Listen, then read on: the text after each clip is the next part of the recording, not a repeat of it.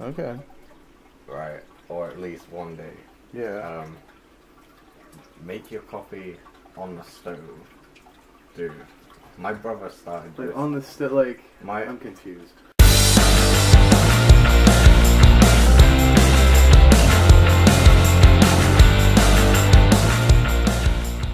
When I used to get high with my brother all the time, we would, like, if we ran out of weed, we'd be like up in his, he was living in, their apartment used to be like a showroom, like it was like the model house or whatever, so like they got all of the furniture free, so it's like, it's ridiculously decked out, and we were just like on the top floor too, like we're really fucking high up, and like out of his window you just see this field and you see all like the estates and shit.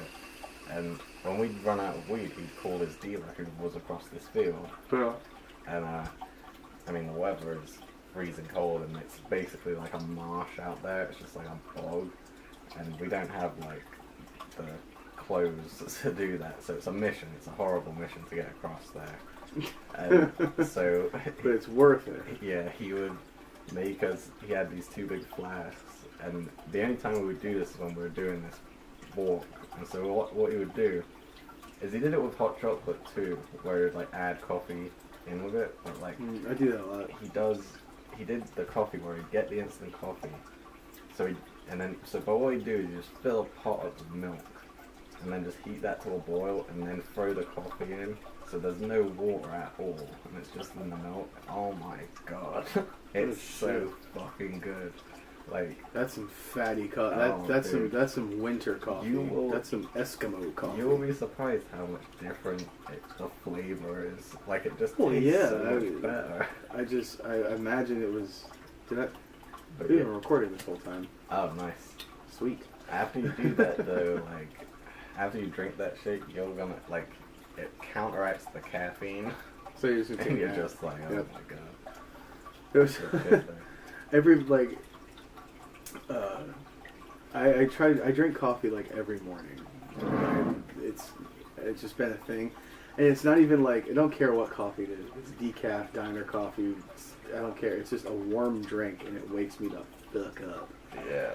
And I remember one morning, like I couldn't get my coffee like to get sweet at all. Oh. Like I bought this like it's called Cafe Bustelo, and it's like your bodega coffee. It's really, really, they make instant versions of it, and they do brew versions of it as well. And it doesn't come in a tin, it comes in a bag. It's a vacuum sealed bag. Oh shit. And it's called Cafe Bustelo. It's literally, you can get like 2 pounds of it for like 45 cents. Anyway, now that the quintessential beginning of one of our podcasts, where just now we've whittled away all the people that don't want to watch this. Yeah. And now, since people have read the title and are curious, Deontay Wilder Tyson Fury. Oh yeah. What in the fuck? That was one of the best heavyweight fights I'd ever seen, and it ended so shitty. It did. The result was crazy, but that 12th round, I kind of love it. Like, oh god, I've never seen somebody get up from something like that. That was insane. No way. I would try to find the footage and insert it in here.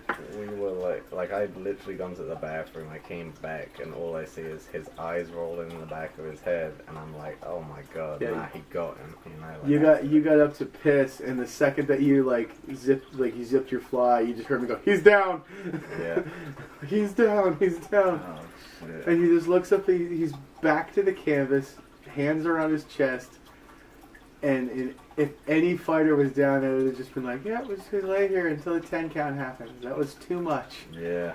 But the fucking Gypsy King, man, like you said, there's 2 fighters there. I know, yeah. Yep, he's like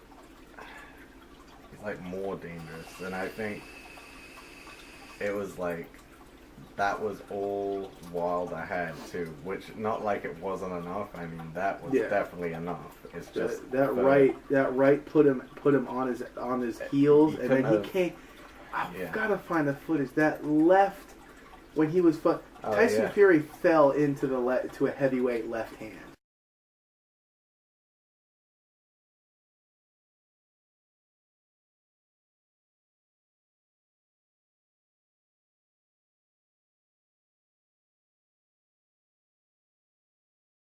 Yeah. Bang!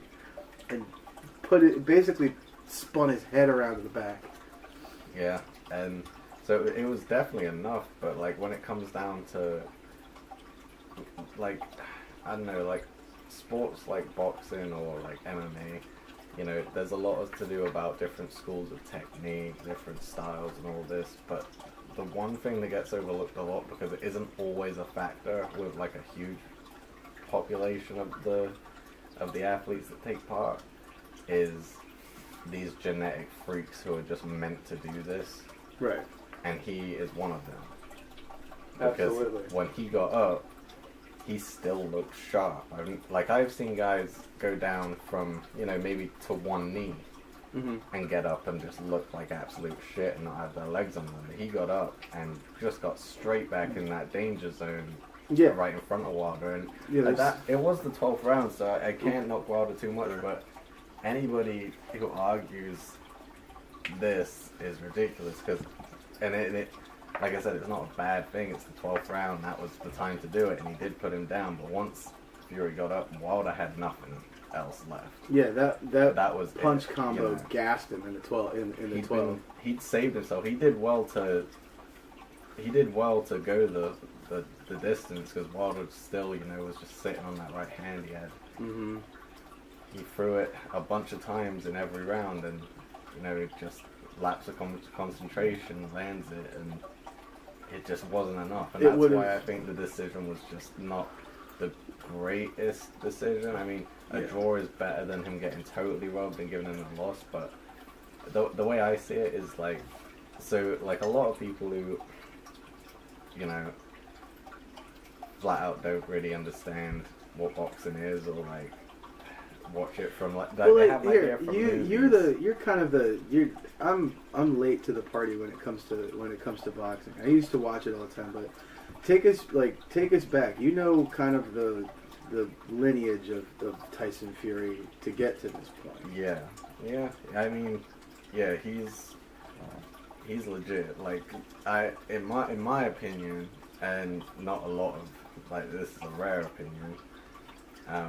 A lot of people who share my opinion here also don't know what they're really talking about or what they're looking at. And they'll, you know, just like, because people will just root for somebody from their country, and that is just usually people just blindly like follow. But I actually didn't like Tyson Fury for a long time.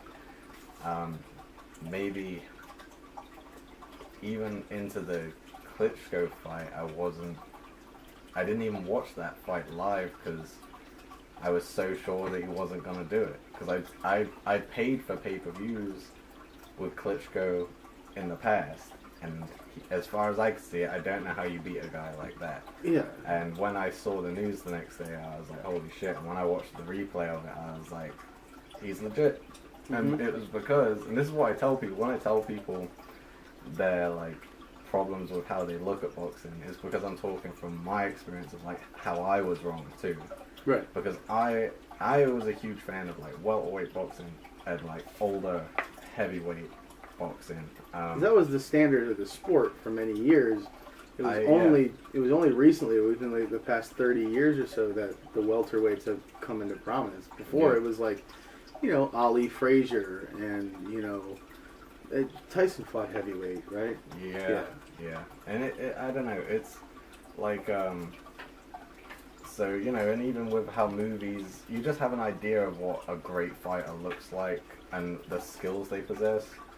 And so when you see a guy who moves a certain way, you're like, this guy's a great boxer. So like somebody like Anthony Joshua right now, he is the most stereotypical archetype for your standard orthodox boxer. He's just, you know, very rhythmic, very bouncy, very like, but that's not the best fighter because it's that type of fighter is way oversaturated in boxing. There's so many guys who use that style.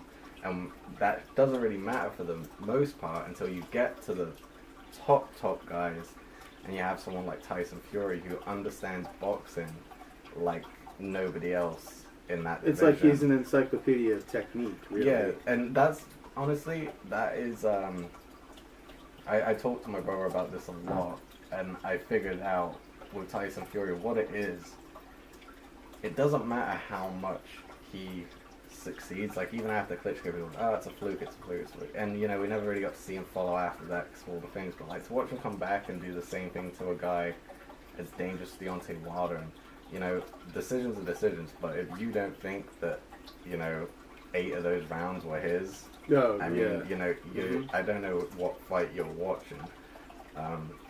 You know, he just was being super efficient in there, and that's, like you know. Like Deontay Wilder.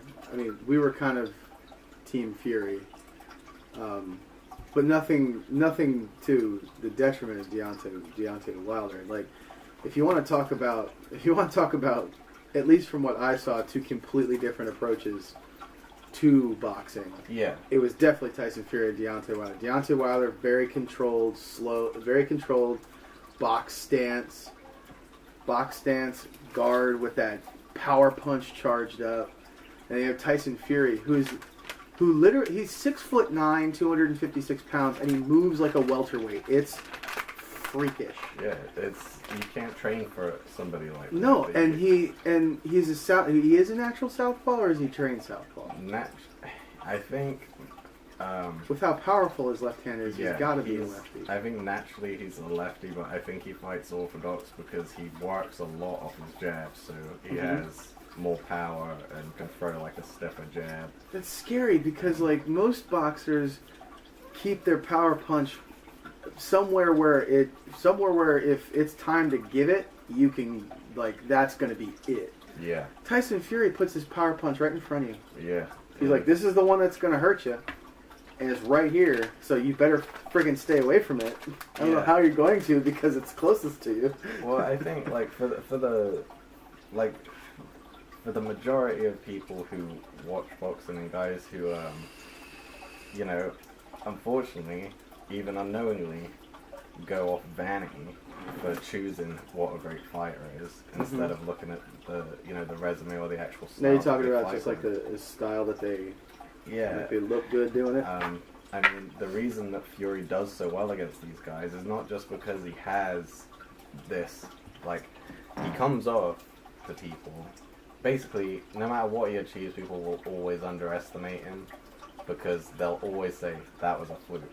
And I don't know if you paid attention to Deontay Wilder's face through most of that fight, but yeah, he was kind of lost. You couldn't figure him out. Yeah, because he'd obviously trained really hard for it, but it's different when you're in there and you realize, oh, remember that we said this whole build up that I'm the power puncher and shit. Like, he was hurting it. Like, these punches were getting through, and you know, he might not have like dropped him or rocked him, but like sometimes that wear and tear is kind of worse, especially on your psyche, like you know. And he was taking some shots, and so that went through his mind that I don't think he gave his power any respect, and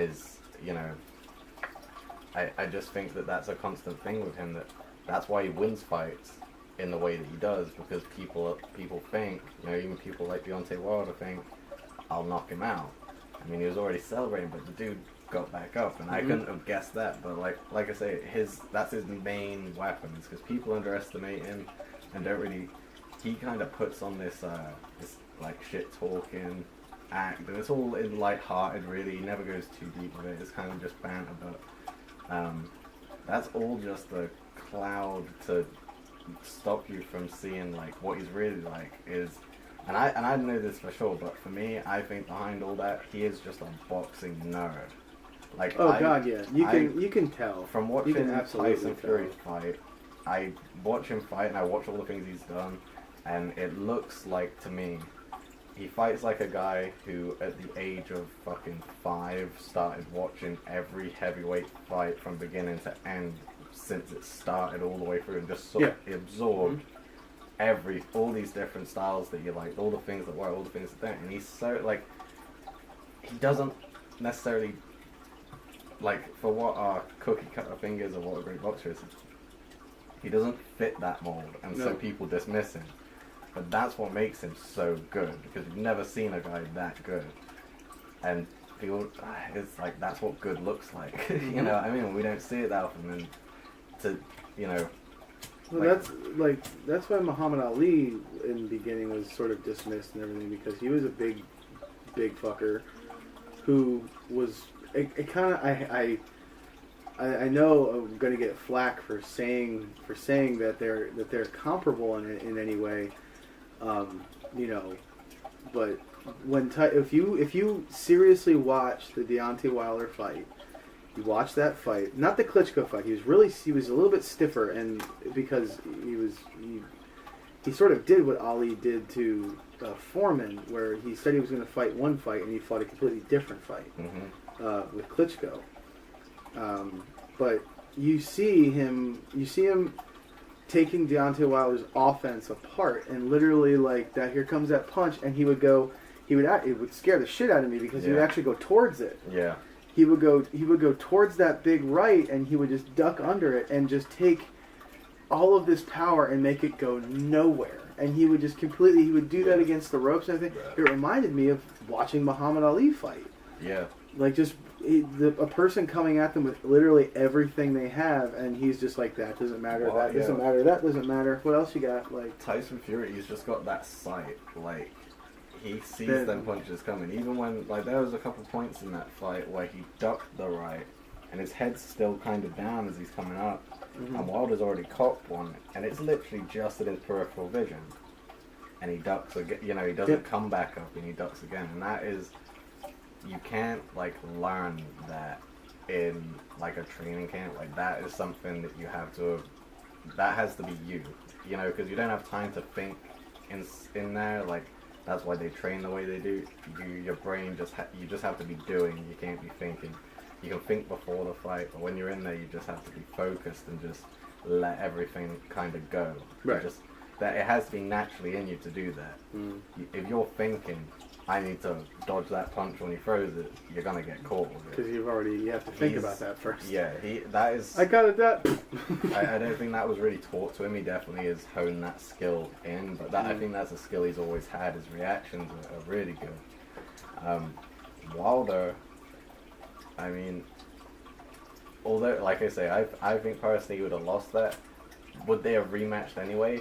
Definitely they should have. Oh, hell yeah. I mean, I'm not going to take away the 2 knockdowns Wilder did have, so you can't write him off that the rematch would be, like, one-sided in any way. Yeah, no, definitely, but, yeah, I don't think it would have been a bad loss for him anyway if he would have lost to that, because what a fucking fight. And like I said, there would have been a rematch in it, so it's not like they took his belt and he's out of the game, you know, which is something that Anthony Joshua likes to do, you know, like. And I don't think, see that really after watching that fight, I know that guy, I mean, he didn't want anything from either of them before the fight, but after watching that, you know, this was kind of Joshua's chance to see, basically, I thought he would have fought the loser of the fight, and now he's fucked, because he saw 2 guys doing what they do, and that they described it greatly, and, you know, it was 2 guys, it was the one time they had a fight where the whole build-up they're saying, oh, we've got, you know, this guy, he's the best mover, and this guy, he's the hard hitter. And we got to see it all. Like, not one game plan really dominated the other. Yeah.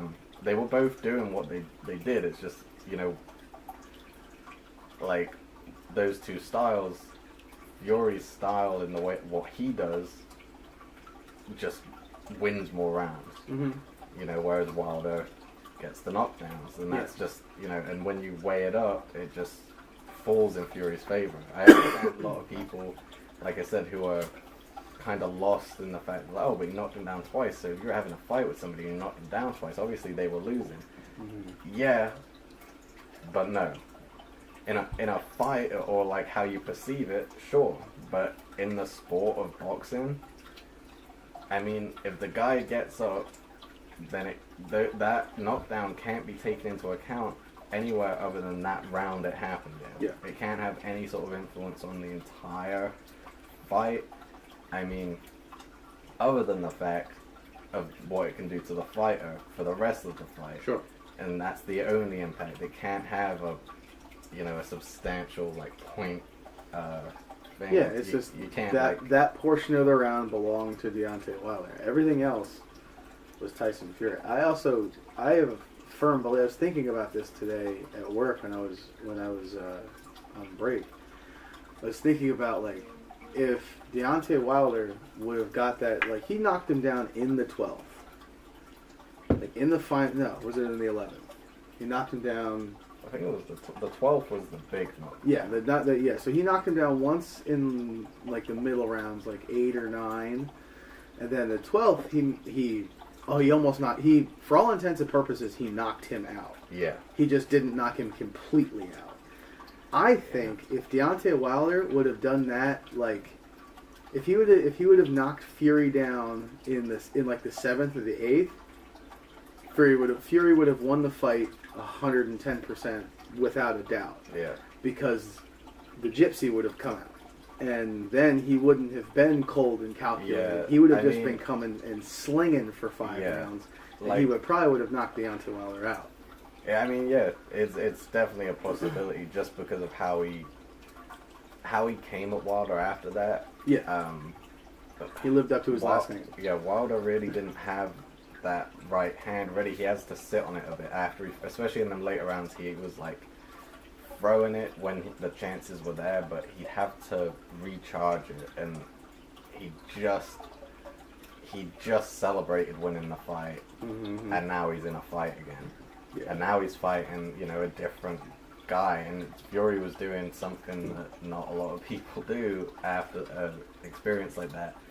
He was still walking him down, and he was landing some pretty significant shots on him. He had a 2-punch combination that literally just blew Deontay Wilder's guard apart. Like he was full gloves touching, and he came in with it was just 2 straight left hand jabs.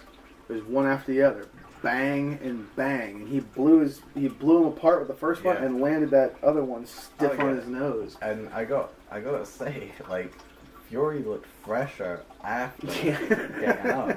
Because Wilder, before that, you could tell that it was the 12th round. You could tell that the way they were moving, the sort of the shoulders were kind of going. Everything was kind of a bit more loose, especially while taking punches and evading them. And that they're the size of dinosaurs. When he got up, he was straight back to like round 5 Tyson Fury. He was nice and loose, really and fresh, but yeah, it was.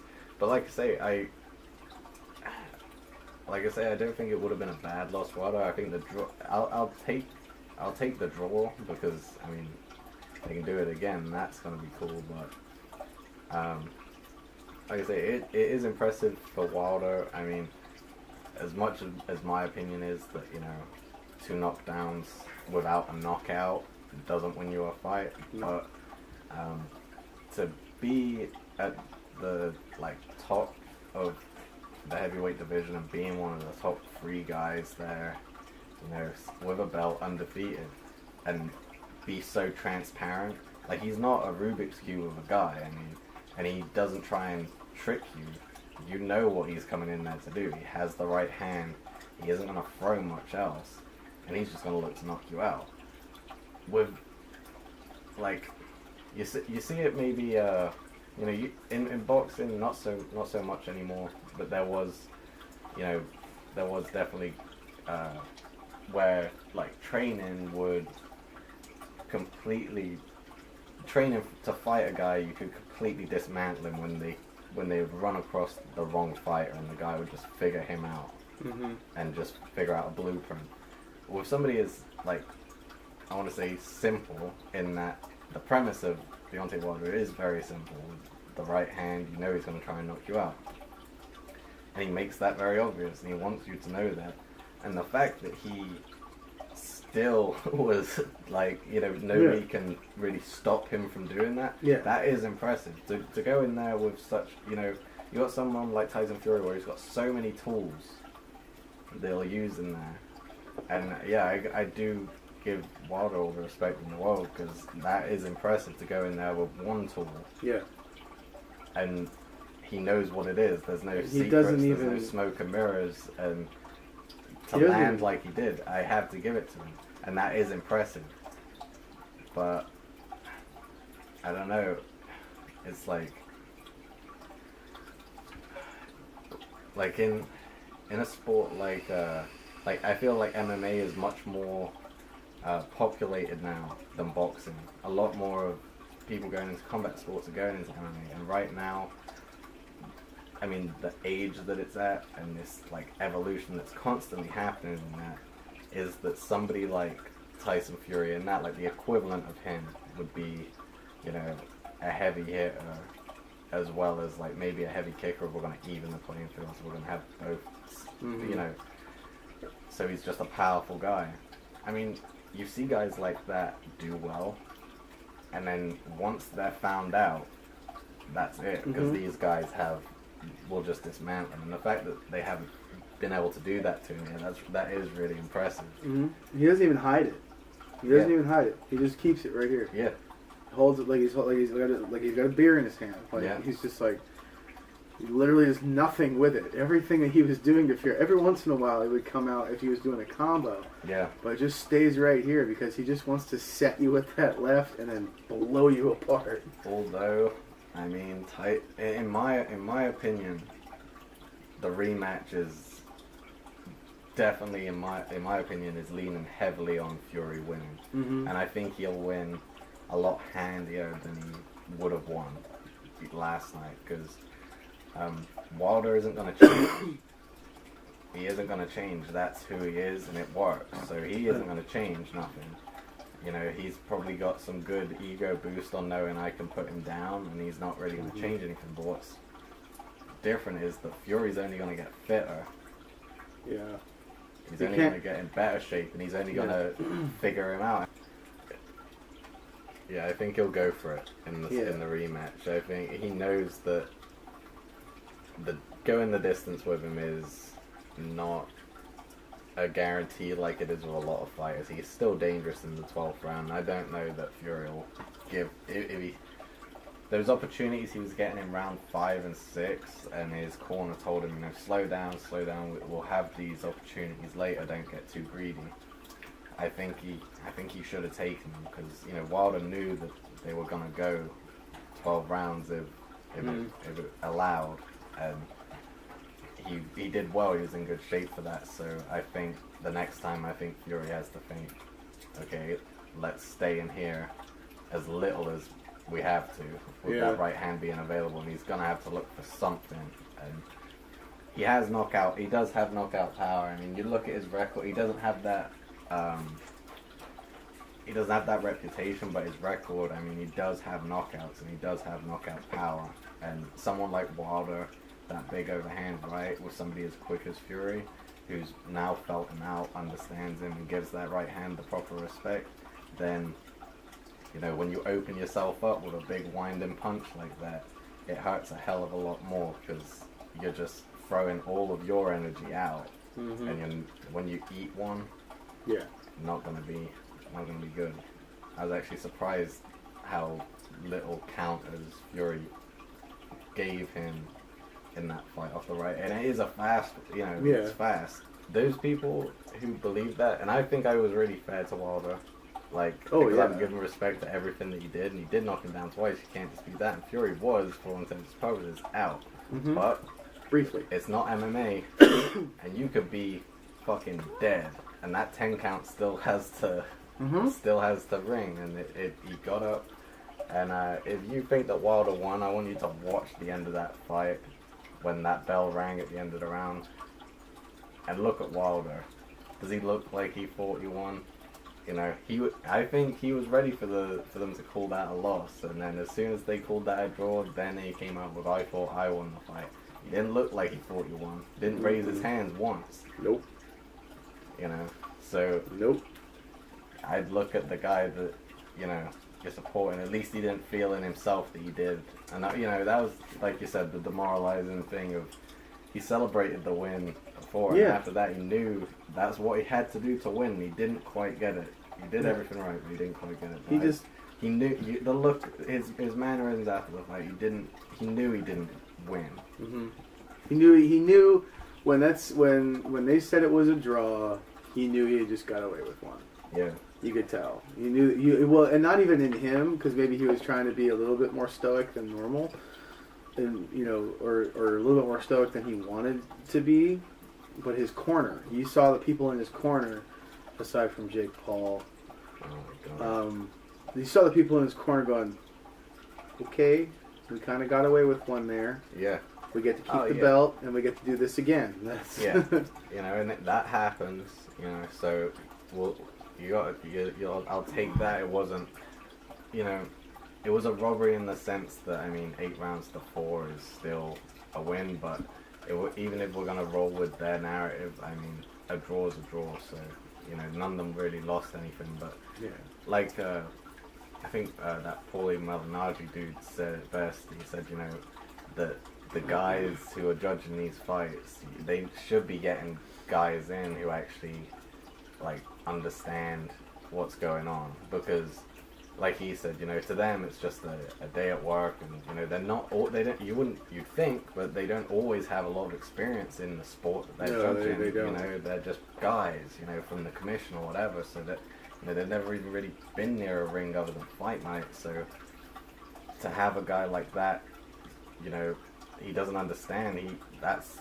He changed Tyson Fury's whole trajectory, and the money he would have got, and a lot of stuff for his family, and not just that, the risk he took. He could have stayed down, and he didn't. He got up and put himself in a more dangerous thing, and took those risks with his own body and put himself out there. And I think just to take it away from him at the end of it over something like that, it's like, dude,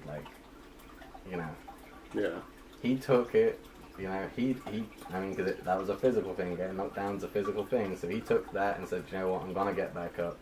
The least you can do is give him what he's already done, which was the 8 rounds before that. So, absolutely. Give a little back. Mm-hmm. Well, right on. So those leave your, so what have we done right? Because the last podcast has got more views in the past 2 days than just about anything we've ever put out before has done since we put it out. So what did we do right? The people that enjoyed the video, if it's because my wife farted, then maybe we'll just have her do that every once in a while. If I don't think there was any genuine topics in there. If it was just funny, let us know if it was funny, and we'll do more funny stuff. If you like stuff like this, I'm sure there's going to be people out there that are going to be speaking on this topic. We'll have a good discussion down in the comments below. If you feel differently than we feel, let us know. If you agree with us, let us know. It's all opinions and whatnot, but I can listen to opinions and shit, man, but I can't listen to straight up bullshit. So if somebody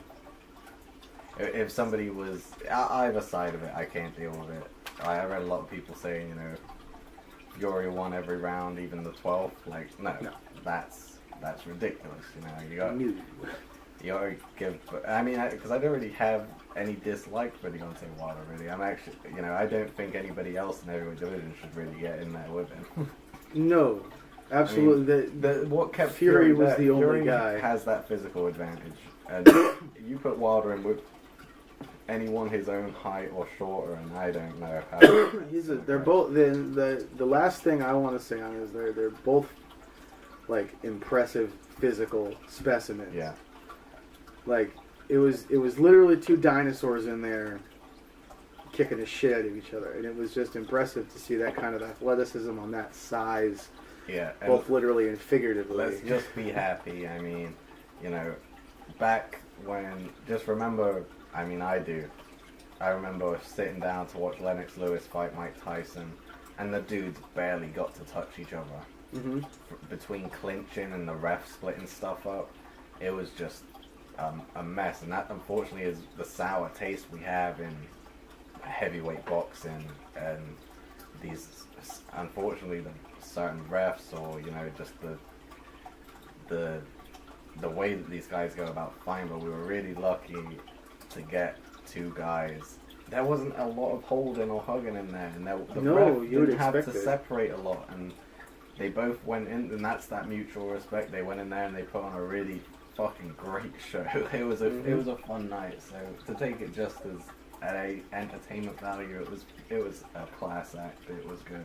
Yeah, there was more holding and stoppage in the Ortiz Kaufman fight. The undercard was right before it. Yeah. Right on. Well, not exactly around, Warren, Jason. I'm happy we're doing this again, dude. Yeah. Yeah. We're gonna do it more. We also gotta build more shit. We did, yeah. Oh. About that. Yeah. More on that later.